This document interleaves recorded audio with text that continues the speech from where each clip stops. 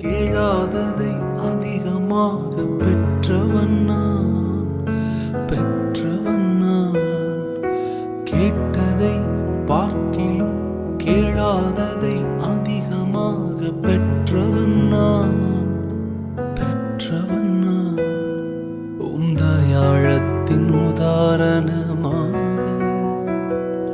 நீர் என் வாழ்வை மாற்றி விட்டீரே.